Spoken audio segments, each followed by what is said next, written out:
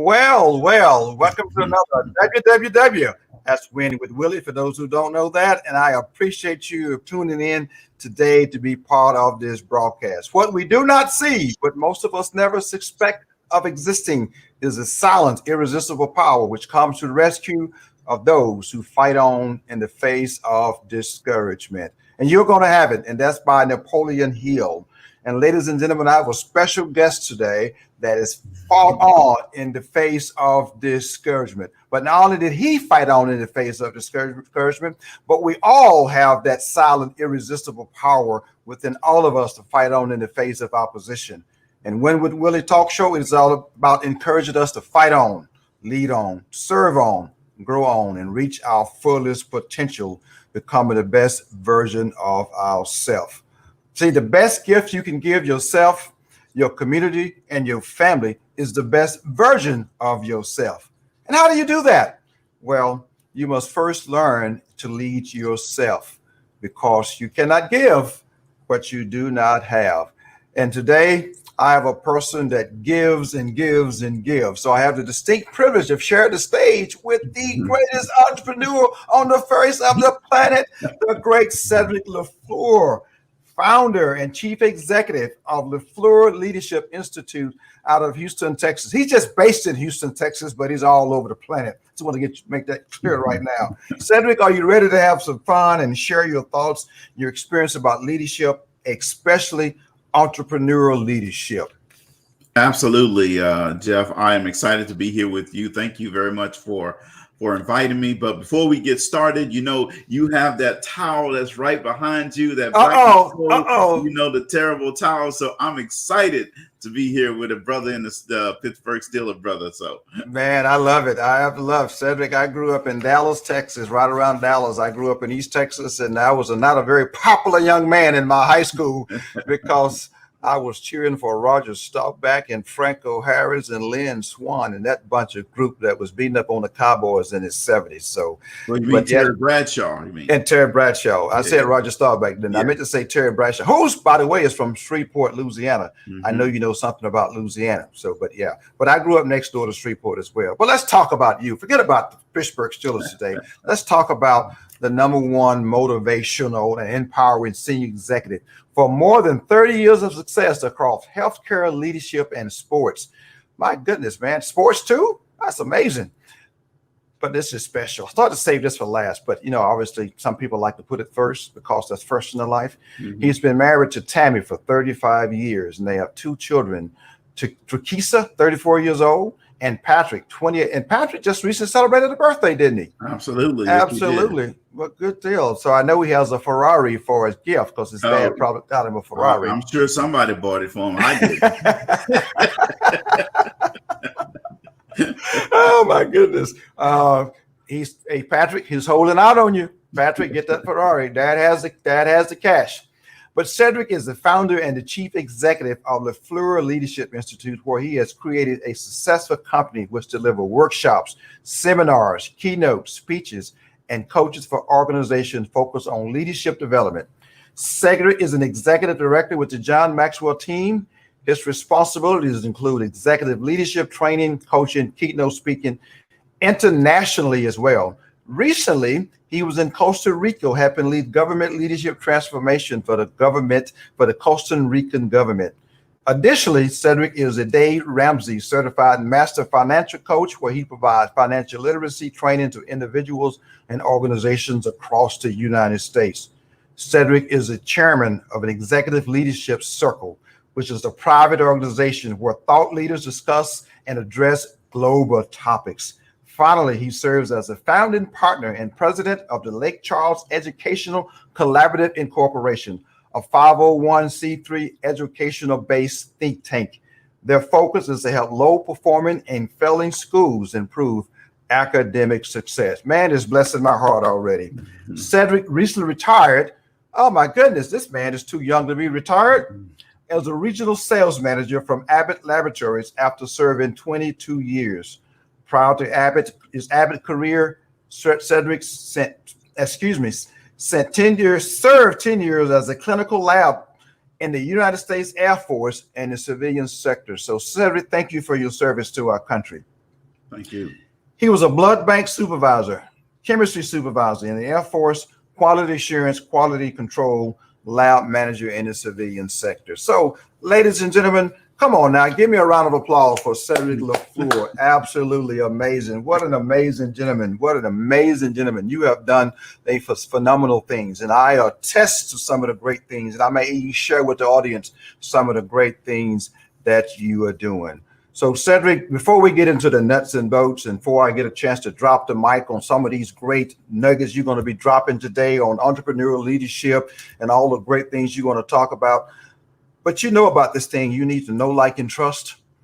Before people buy your package, they need to know, like, and trust. So we want to talk about getting to know who you are. Some of those things that you don't really share in your workshops. Sometimes you just don't. You've been paid to be there, so you just definitely focus on the content. But in building those relationships, people need to know, like, and trust you. So let's talk about some things. So help people get to know, like, and trust Cedric LaFleur. Tell us something interesting or fun about Cedric LaFleur. Yeah, well, I love riding a motorcycle. Anytime I get a chance to, I have a 2020 Can-Am Spider. That's my second motorcycle, and I absolutely love riding. And I ride over Texas, Missouri. I was supposed to go on a solo cross country trip, actually, May of 2020, but we know that COVID took place, so I have it scheduled down for May of 2022 to take that solo cross country trip, and I'm just going to go for 6 weeks, just me, and I'm just going to travel across the United States and come back. Well, across the United States, are you going to go down to Key West and start up north, go all the way to New York, and then go across and then head over to Washington State? No, there's no point in going to all those other places. I'm going to start right here from the greatest country around. That's Texas. Okay. And, I'm going to leave from here. I'm going to Kansas, and then I'm going to go from Kansas through Colorado, through Utah, the Nevada, to California, up to Oregon, Washington State. I'm looking at I have a big. Absolutely. I see that. Okay. I already have it planned out. Washington State. Then I'll go to Montana.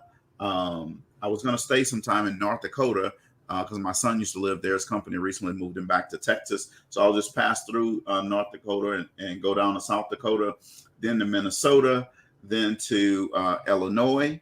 Then I'm going to head over from Illinois. I'm going over to down to Memphis.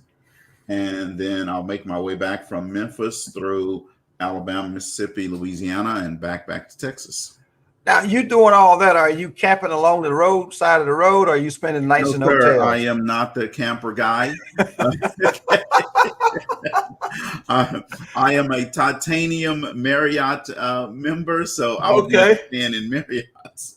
Oh man, are you getting some revenue from Marriott to do this? Because you stand in their locations, and what you can do, you can promote. Now, are you going to be doing a podcast? Are you going to be doing? No, sir.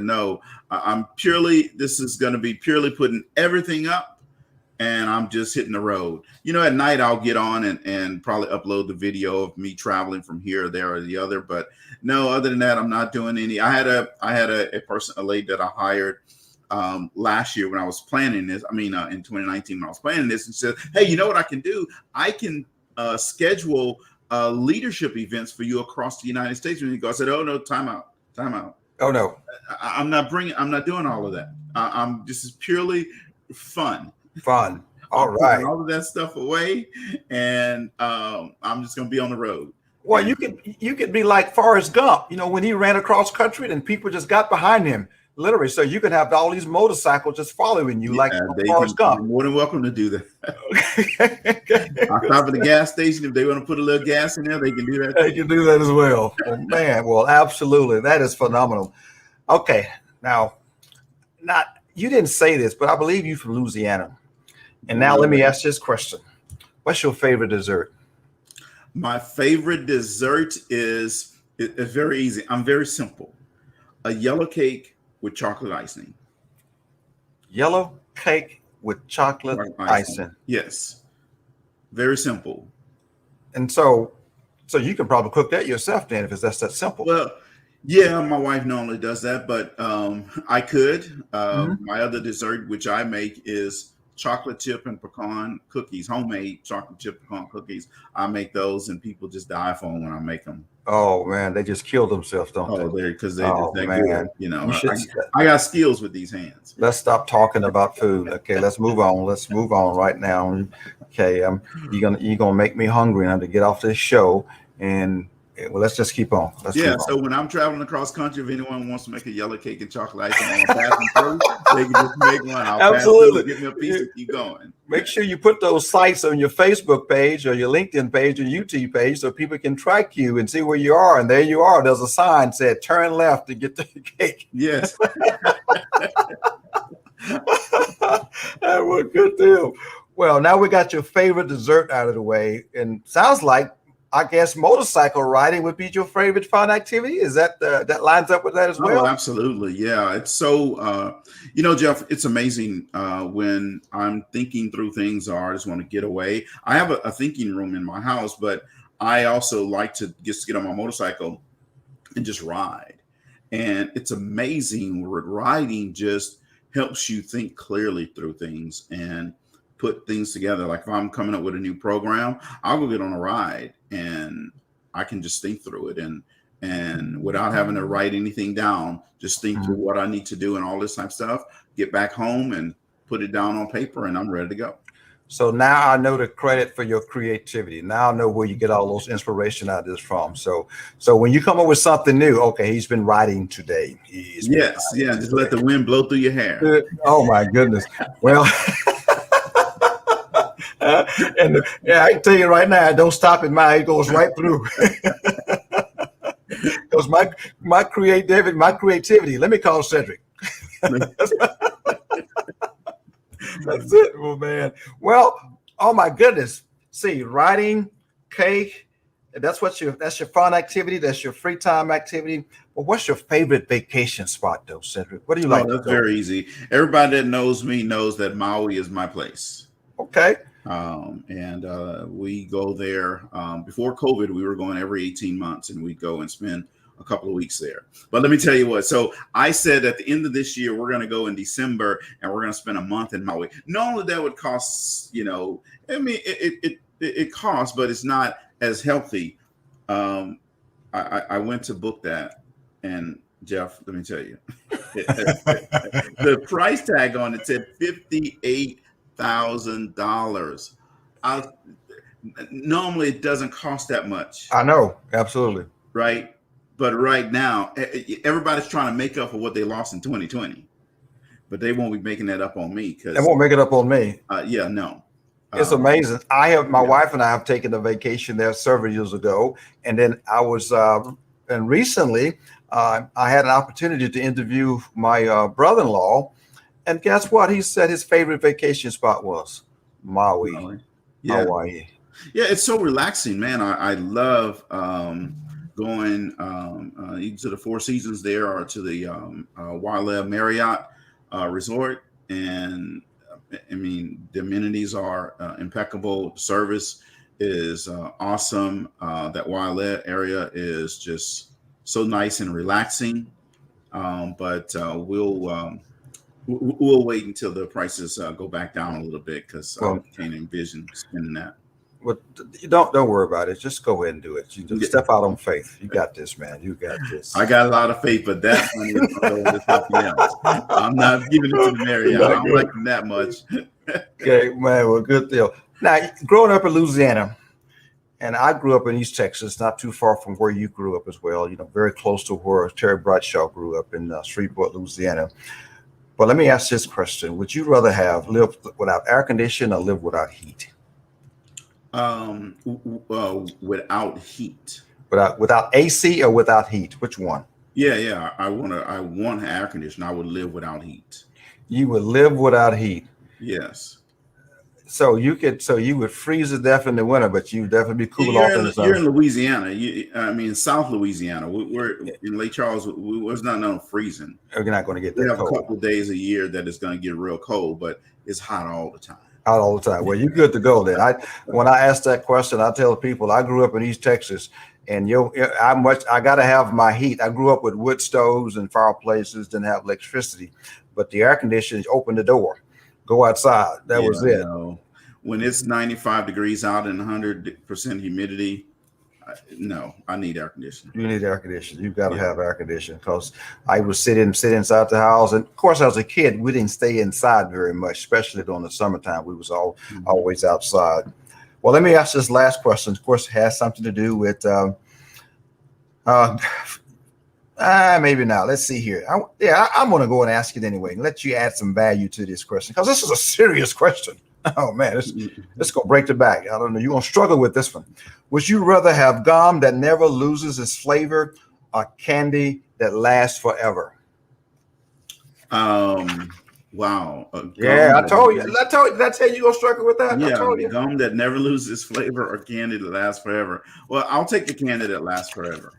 Okay, I got you. You want that candy. Absolutely, yeah. You want that candy. Have a Snickers bar or peanut M&Ms that last forever, then I'm good. Man, peanut M&M, that's my favorite. Yes, absolutely. That is my favorite. Well, now that people know you, they like you, you guys trust him, right? Because we know, like, and trust. So now that we know him, we like him because he likes riding motorcycles. He's a daredevil. He's an Evel Knievel kind of person. He's a Harley kind of person. Well, I'm riding a Can-Am Spider. I don't know if you want to call me a daredevil. Okay. See him jumping over Pikes Peak, Jim. Yeah, no. The Evel Knievel type. No, I know that, but absolutely. Well, tell the listeners, let's get right into the nuts and bolts of why we're here today. And it is to have fun and relax and enjoy and have a wonderful conversation. But tell the leaders about your leadership journey, your entrepreneur journey, and how did you get to where you are today? Yeah, so it's interesting, Jeff. I always, if I look back from when I was a little child, I've always been a leader.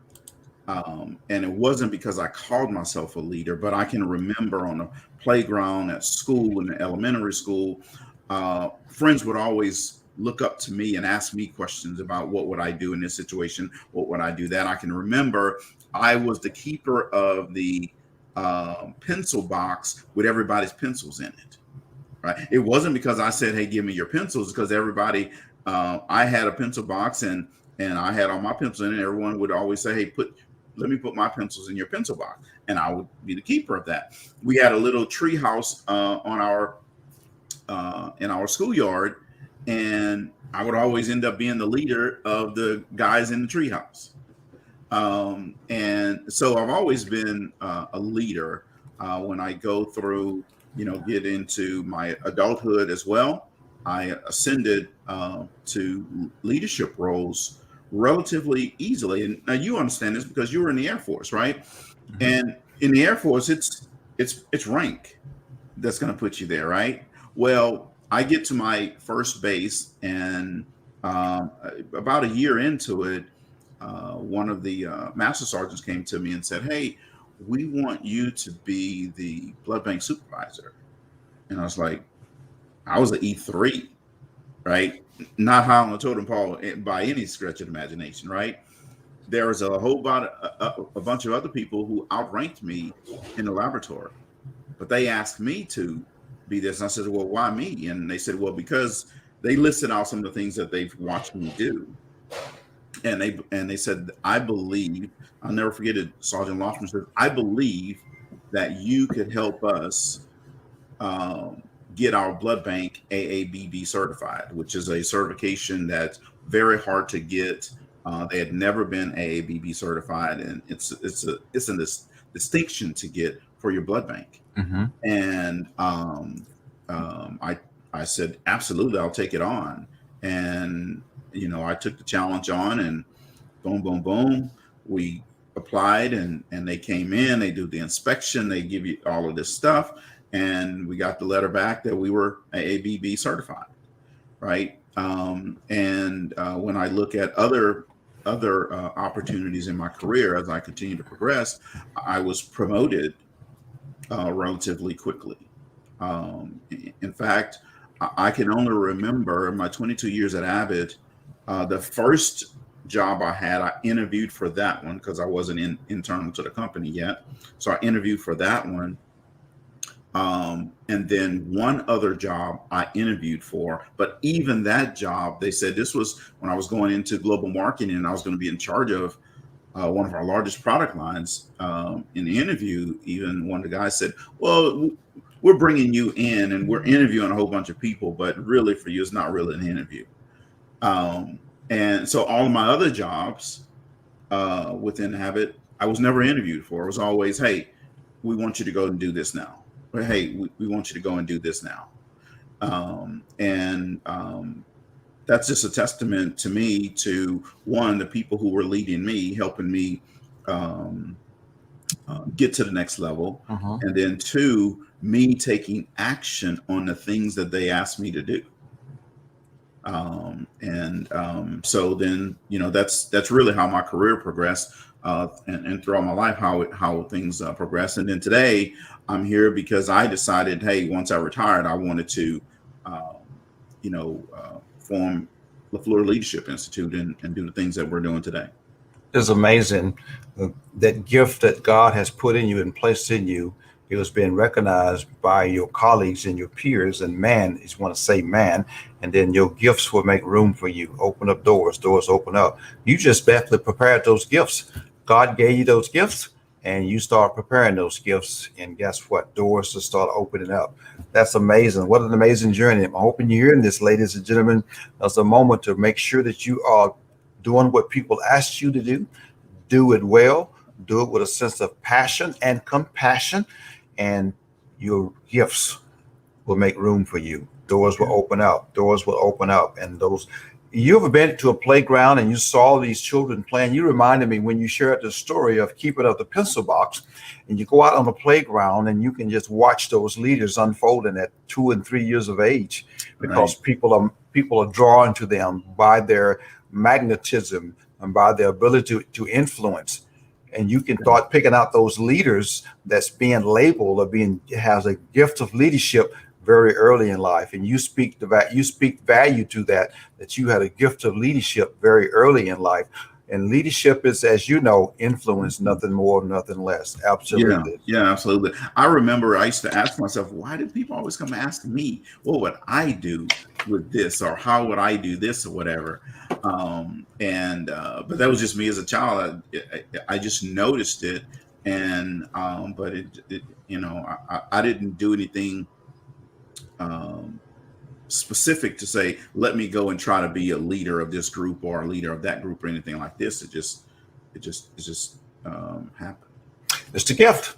And so accept that gift, and it's still been manifested. And right now you've received a lot of fruits from that gift. And someone has watered that gift, someone has planted seeds, someone has plucked some things out, but the gift is still there. And I want to share your business niche with this community, because you have a special business niche. You do quite a bit of thing. You have a major elected portfolio of content that you share with the world. But share with this audience, what is your primary, or you might have multiple secondary, but what is your primary business niche? Yeah, my primary niche is selling into schools and school systems, right? And here's the thing, Jeff, I just believe wholeheartedly that when I look at school systems, I think they do a very good job of helping our students matriculate from one level to another. However, I think that where they struggle is really helping that undeveloped student, helping that student that is that hasn't achieved at the highest level, right? The underperforming student, and maybe even the student that's right in the middle of the road. Now, some of that, my awareness to it is probably because I wasn't never an underperforming student, but I wasn't necessarily the banner row student. I was an honor row student, but teachers migrated to those banner row students. I'll give you an example. At my own high school, now I only went there my senior year, but not once did I ever get asked by any teacher or counselor or anyone, did I want to go to college. Not once did I ever, I didn't even know that there was such thing as a senior trip outside of the seniors together going on a trip, we went to Astroworld. I didn't know that there was these senior college trips. Not once did anyone ever ask me, did I want to go to on one of those, or say, hey, you should consider going on one of these, or anything like that. My mother didn't graduate from college. My grandparents who I grew up with didn't graduate from college. So they wouldn't have known about those things, right? And but I knew that I wanted to go to college. Okay. And I played in the band, and I was a very good trumpet player. And I had all kind of awards for playing the trumpet, but I knew that I wanted to go to college, and I was going to have to figure out how to pay for that, because I knew that my mother or my grandparents were not going to be able to pay for that. So I went to the local college, McNeese State University. I called the band director and I said, hey, I'd like to play in McNeese band. And I'd like to see if you have scholarships. And he said, yes, we have scholarships. Now, here's what he said. He says, you're going to have to create a cassette tape. Now, this is dating me a little bit, right? Absolutely. Tapes, right? And send it to us, and then we'll let you know if you're good enough to play in our band and be on scholarship. So I said, okay. And I created a cassette tape of me playing different things. I sent it to him, and about 6 weeks later, I got a letter in the mail. And it said, hey, we're going to give you a scholarship to McNeese to be in the band. Amazing. And I brought that. I was so excited. I brought that letter to school the next day, and I showed it to the counselor. I showed it to the principal, and I showed it to my band director. And every one of them said, well, how did you do that?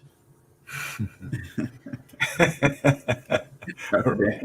And my band director was excited that I did do it. He was a great guy, Huck. Love him to death. May he rest in peace. Awesome musician. He graduated from Southern University. Awesome musician, and he cared about you. But he didn't. Back then, I guess it wasn't as much in terms of bringing bands to school to give people scholarships. So, but I went on my own and did this, and I just told them what I did, and they were really surprised. And so I remember those experiences, right? And that's what makes me want to work in school systems, to help those students who are B students, C students. They want to go. They just don't know what to do and how to do it. And everybody else is so worried about that. It's a student that's in the top 10, the top 5 of the class, right? Mm-hmm. And that's who they focused on. And so that's why my niche is primarily in school systems. And what you're doing, you're serving yourself, because you're speaking to that senior yourself, and you're speaking to that child because that was you. Right. And you see yourself every time you see those B and C and those D students have a desire, coming from being raised in a single parent home. Parents don't have the finances or the resources, and no one in their sphere of influence is talking about college or talking about the next step. Right. And of course, their primary sphere of influence, secondaries, which is the school counselors and the school administrations, are not recognizing them and seeing the potential in them, and seeing, because that C doesn't speak to the potential. Right. And sometimes A doesn't even speak to the potential. It just speaks to the right now. Yeah, absolutely. Yeah. And my grandfather would always say, and he had only had a 6th grade education, but he would always say, son, get your education, get your education, get your education. Right. Mm-hmm. But he didn't know what else to do. And by the time I was a senior, he was deceased. But coming up, that's what he knew was that. Right. My mom had gone to a technical school, and she had a lot of course credits, but she had never graduated from 4-year university and college. So she couldn't even help me in that aspect and tell me about a college experience or anything like that. Right. So this is why this is important to me. And every time I go into a school, Jeff, and I'm talking to a student, I see the potential in what they can be. That's not where they are right now, because a lot of times I'm working with the tier 3 students. I'm not worried about what they're doing right now. I'm talking to them about where they can be. That's it. Yes, Man, absolutely. Because I wasn't a tier 3 student. I was never a troubled student in school or anything like this. I was too afraid of my mom, one, to get in trouble.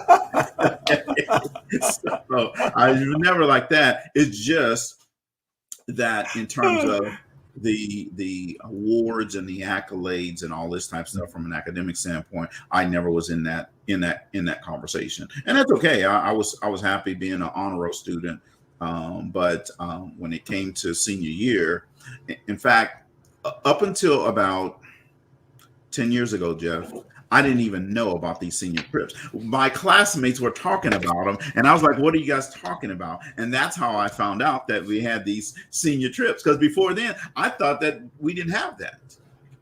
Well, my goodness, it's amazing. Because Cedric, you're speaking to me. You're speaking to the teenage me. We didn't have the tier 1, tier 2, and tier 3 during my era.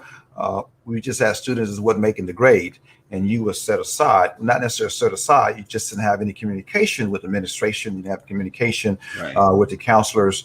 And I never heard the word college fairly, even barely, when I was in high school. Mm-hmm. And so you're speaking to the teenager you're speaking to the teenager me, and that goes into your why, that goes into your purpose, because you want to help those students that are struggling, and you want to help them not to struggle like you struggle, or struggle like some of us struggled back in the earlier days. But guess what? Those issues still resonates, and they're still prevalent today.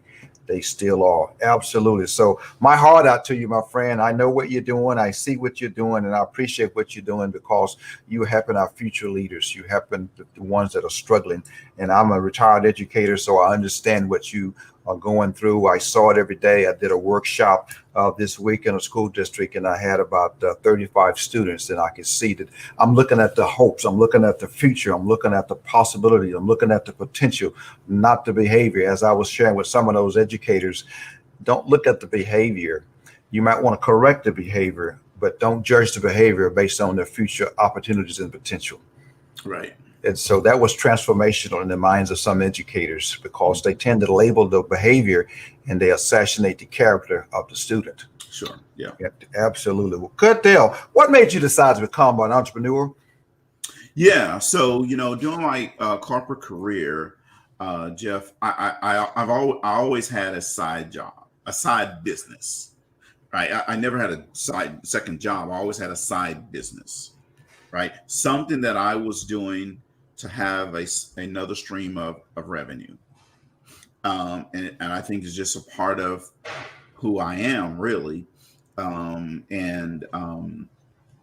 People need to realize that multiple streams of income is important.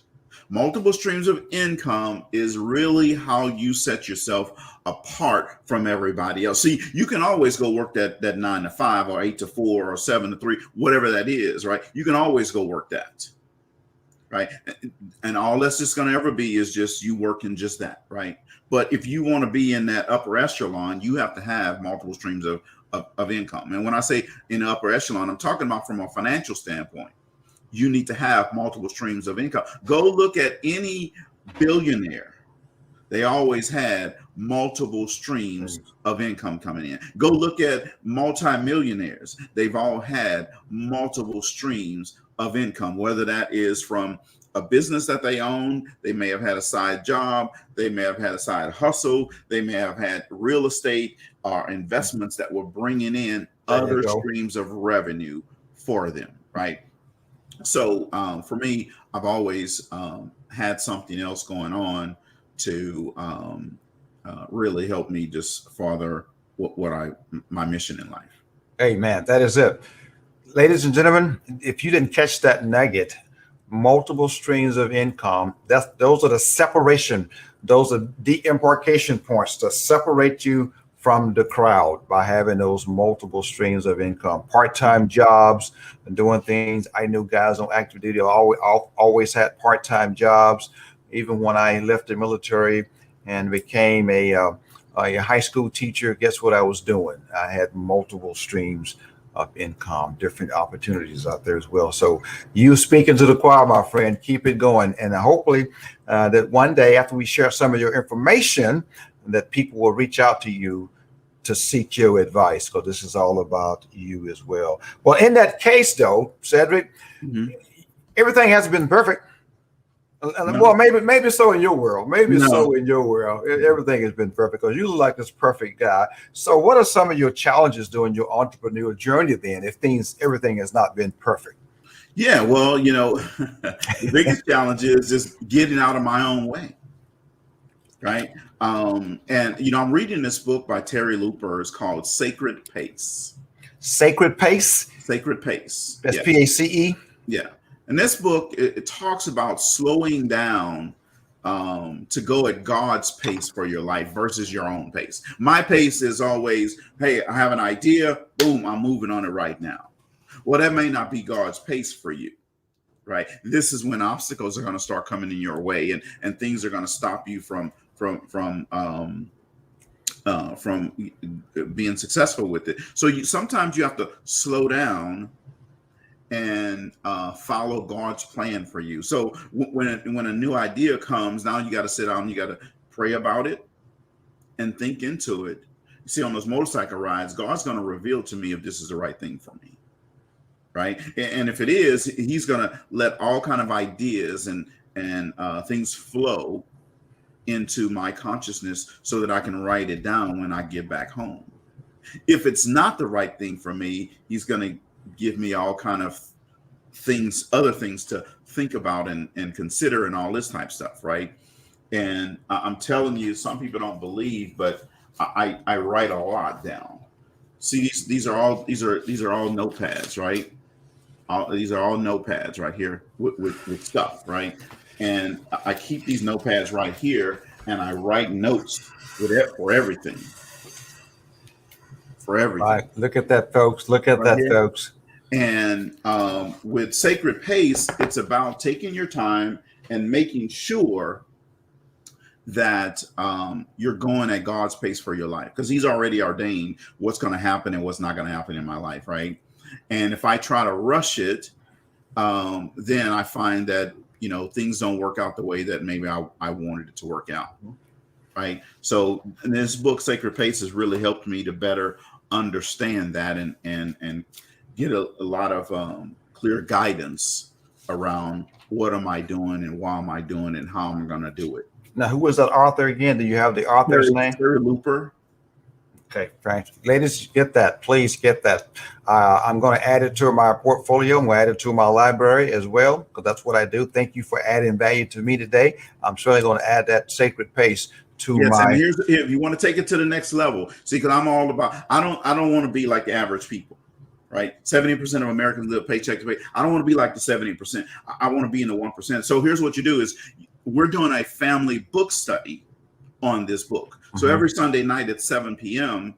Central Time, where you're going to find me downstairs. And if my kids are not here in Houston with us, then they'll call in to Zoom. We do a family book study, and we're going through this book right now. Next Sunday, we'll be on chapter 10 of this book. Look at that. Look at that. Look at that. Look at that. So not only is he doing it for himself, but he's adding value to his family as well. So I'm hoping you're getting that Sacred Pace and that book study is keeping his family, because he's leaving a legacy for his children. A good man set up an inheritance for his children's children. Absolutely. I'm telling you, it's powerful, man. You're speaking to my heart. Stop preaching to me today, Cedric. You're not supposed to be preaching to me today, man. But that's okay. You're definitely speaking things into existence, because God has given you those ideals. It's up to you to work those ideals. And I like the book, and I just like the term Sacred Pace. Yeah. Sacred Pace, God's timing. God has ordained your life. He has ordered your steps. And we need to walk them out based on His timing, not our timing. We can't rush God's plan. And that's what I hear you saying, brother preacher. Absolutely. Yeah. All right. Well, good deal. Well, man, and based on your leadership experiences, leadership come in different packages, different sizes, different gifts, and different strengths. What are some strengths do you feel is important to be a successful entrepreneur leader? Yeah. One, they have to have charisma. Right. You have to be a charismatic leader. Two, they have to be able to effectively communicate with others. And then three, in my opinion, they have to be resilient. They have to be able to bounce back, you see, because when you're a leader, there are going to be things that work out great, but there are going to be things that don't work out so great. And you have to have the ability to bounce back from those things, whether you're leading yourself or you're leading other people, you see, and people are going to follow, they're going to follow you. And if you fall and stay down, guess what they're going to do? They're going to stay down as well, right? So you have to know that you can always bounce back, no matter how far you fall, no matter how many times you fall, no matter how hard you fall. In fact, the harder you fall, the higher you can bounce back, right? You have to be willing and know that you can always bounce back. Man, it's amazing. It said fail. Cat Cole said fail. First attempt in learning. You're going to fail.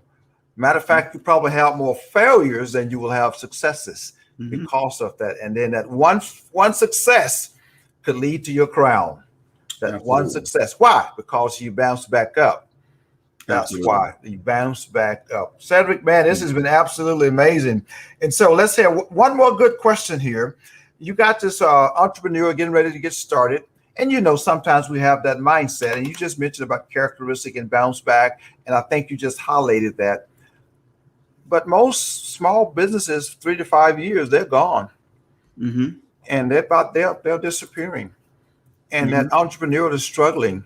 And that may be an entrepreneur out there today that needs to hear your voice, that are struggling. And they are deciding to throw in the towel. And they're almost there. They're at the cliff and the towel is getting ready to drop. So what would you tell the entrepreneur that feels like throwing in the towel? Yeah, let me tell you this. First of all, if you want to quit, then quit. I'm going to say it again because I want to make sure you hear me. If you want to quit, then go ahead and quit. Napoleon Hill says that the easiest thing to do when failure is close at hand is to quit. Now, however, if you really want to succeed, but it's just not working and you're feeling down right now, then what you need to do is get around someone who's running ahead of you, right? And then follow them. Become close friends with them or let them mentor you. And then you have to be willing to listen and take action. I need to say that part again, Jeff. They have to be willing to listen and take action. You see, the problem with a lot of people who are close at hand and failing, Jeff, it's not that they're going to go ahead and quit. They don't want to listen to somebody else because their own ego is getting in the way and they want to do it their way, but their way hasn't been working. And then they get a mentor and they want to tell the mentor what to do. But my way is this way. And I got to be me. I got to be real. And all of this foolish language. If you want to be successful, you have to go and get around somebody that's running ahead of you. Right. And when you do, then you take and follow that person with unbridled passion. You listen to what they say and you just do it because it's worked. They know the formula. You need to follow the formula. You see, a lot of times I see a lot of people, especially in this whole John Maxwell leadership development space. I got to change the name of this program. I got to redo this program. He's already put it together. You don't have to revamp anything. All you got to do is go out and read the words on the page. Right? I got to make it my own. No, you don't. The man is worth $700 million.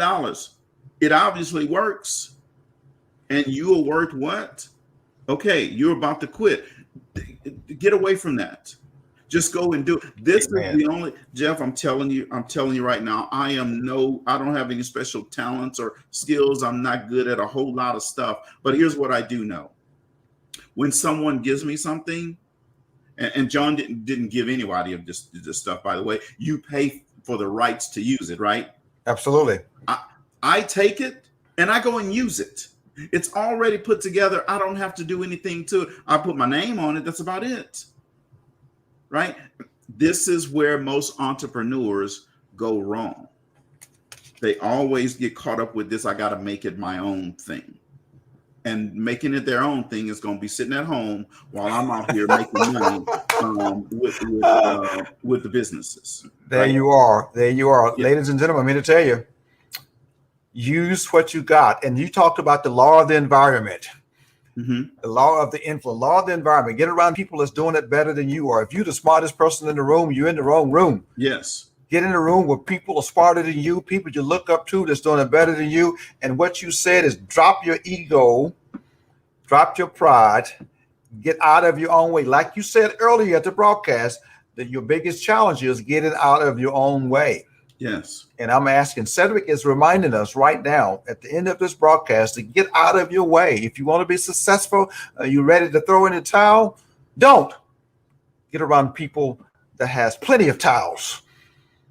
Absolutely. You can go look at any of my programs. Go look at LaFleur Leadership Institute. Go look at Wave Youth Leadership. Go look at Grind 365 series. All of those websites. Go look at them, and you're going to see all I did is reproduce things that are already available. And I didn't have to say, I got to make it my own. I got to do this. I got to do that. Boom. Here's the program. I'm using it. I'm putting it out there. People are benefiting from it. And meanwhile, a lot of people are sitting back on the sidelines, still trying to figure out why things are not working for them. And you don't have to have a special talent, a special skill. If you want to be a speaker, go out and speak, right? If you want to be a trainer, then train someone. You can be training one person. See, I spend a lot of time in my office, Jeff, and I will get on Zoom and I'll practice. And you know who's on the line? Me. And I'll dial in through my phone so that I have another artificial body there so I can record it.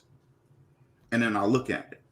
Okay, that's good. Boom. Now I presented it once. Now I can go present it 2, 3, 4, 5, 6. Hey, that's it. That's it. You see? That's all you have to do. Most people are afraid to do that. They want to be right here where I'm at, but they don't want to do all the work. They don't want to put in the time, the effort, the skill. Eric Thomas said, Jeff, he said, the process is weeding out the weak. And a lot of times the weak weed themselves out. I don't have to do anything for them. They just weed themselves out. But I spend a lot of time trying to help people understand how to do this. So I'm talking to a lot of people and I see it. And I go, my God, you have so much potential. You can do this. You just have to be willing to do it. And I come back a couple of weeks later and they're still saying, I haven't done it. And they have all of these excuses and alibis of why they can't do it. And I just agree with them. I don't get on myself. Yeah, I understand. But I really don't. But I say it to make them feel good. That's about it. Because at the end of the day, we all have a decision to make.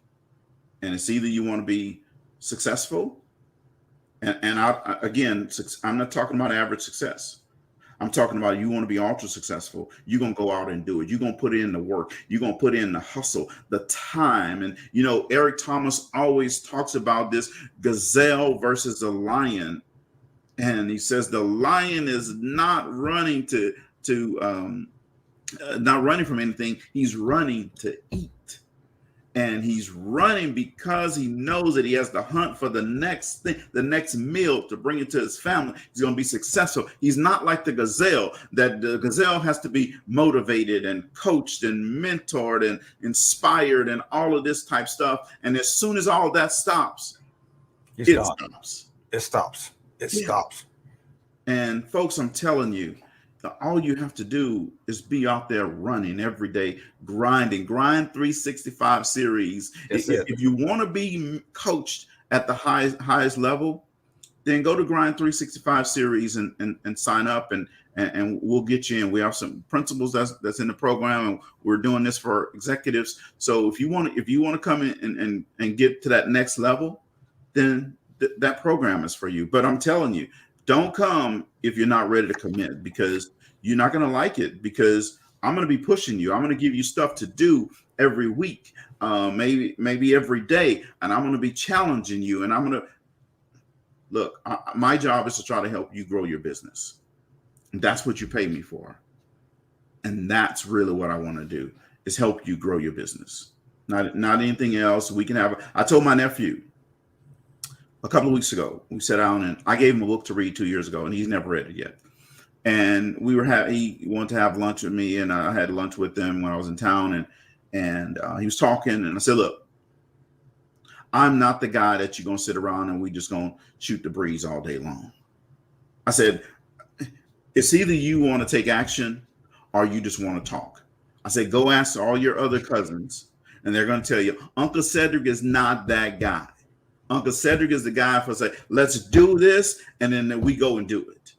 And then we come back together and say what worked or what didn't work, and then we're going to go do it again. And if I need to roll up my sleeves with you, then I'm going to roll up my sleeves with you. If you want to get stuff done, then I'm the one.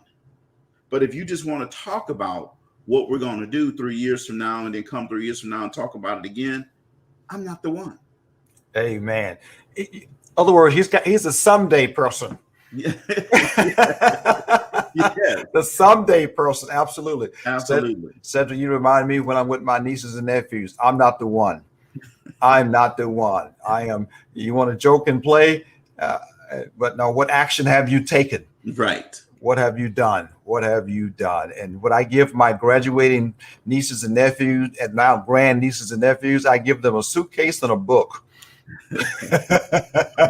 That's what they get. They get a suitcase and a book. Leave home and here's a book. Yeah. Go find your hotel room or dormitory room and start reading this book.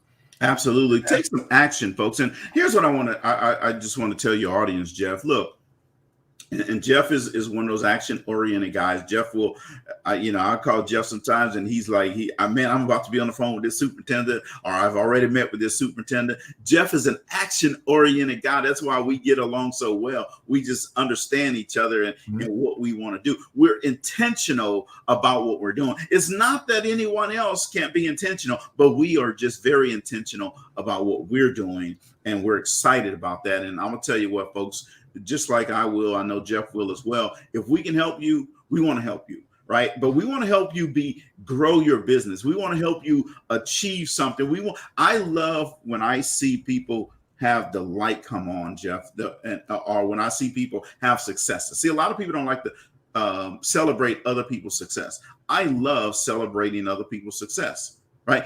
And that's because it's that moment that you see on their face, in their eyes, of that happiness, that exhilaration that they accomplished something. And I know then they've done it. So now they're going to want to do it again. Amen.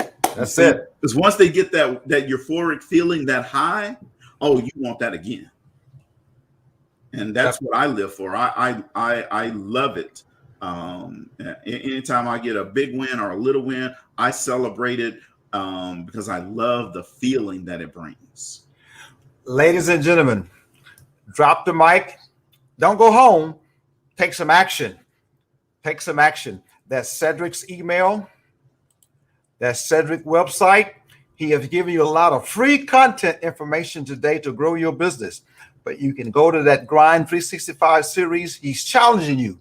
He's calling us out to take action. So go there and take action and grow your business. When you feel like you want to throw in the towel, get around some people that has lots of towels, and they'll show you how to stay successful with those towels. The law of environment. You're not the smartest person in the room. Get around people that are smarter than you. And don't forget to look for this book.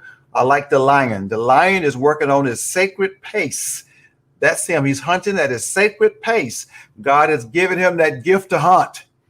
Absolutely. And that's what he's doing. And so God has given us the ability to work, and he has ordered our steps. We must follow his steps and not try to speed up the process. So Cedric, sir, I appreciate your transparency. I appreciate you being here with us today. I appreciate you sharing your experiences and your leadership experiences and helping us absolutely grow. And that's why I'm attracted to you, because you help me grow and we help each other grow. As we say, iron sharpens irons. And that's what we do. So, ladies and gentlemen, before I close this broadcast, I want you to tune in. Be sure to have someone with you next Wednesday at 11 o'clock a.m. Central Standard Time, and invite someone to join. You can't grow and take this journey by yourself. Get around someone else so you can take this growth journey with someone else. Subscribe to my YouTube channel. Remember, the best gift you can give your family, your community, and your organization is the best version of yourself. How do you become the best version of yourself? You learn to lead yourself, and to lead yourself, you must take action. So lead on, serve on, and grow on. Be safe, be blessed, and I will see you next week.